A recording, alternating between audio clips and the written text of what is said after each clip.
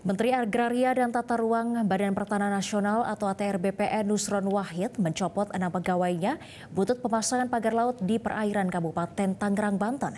Adapun total yang diberikan sanksi atas persoalan ini berjumlah 8 orang.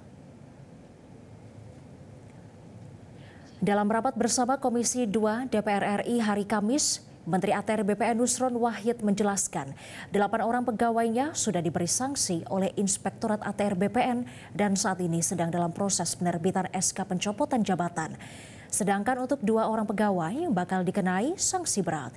Nusron tak membeberkan nama pegawainya yang dicopot, namun ia hanya menyebut inisial serta jabatannya.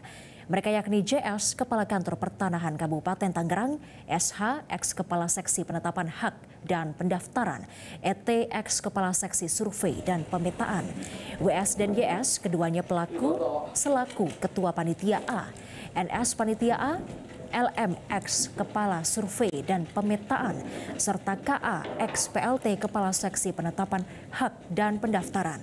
Mereka diduga terlibat dalam penerbitan SHGB SHM di kawasan Pagar Laut, Tangerang, Banten.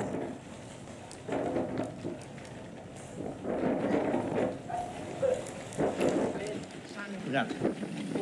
Pembebasan dan penghentian dari jabatannya pada mereka yang terlibat kepada 6 pegawai dan sanksi berat kepada 2 pegawai.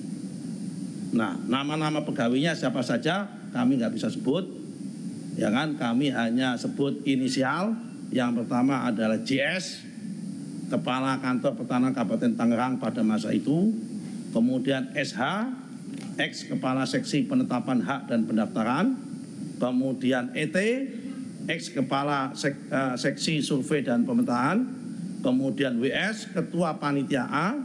Kemudian YS, Ketua Panitia A. Kemudian NS Panitia A, kemudian LM ex Kepala Survei dan Pemetaan setelah ET, kemudian KA ex PLT Kepala Seksi Penetapan Hak dan Pendaftaran.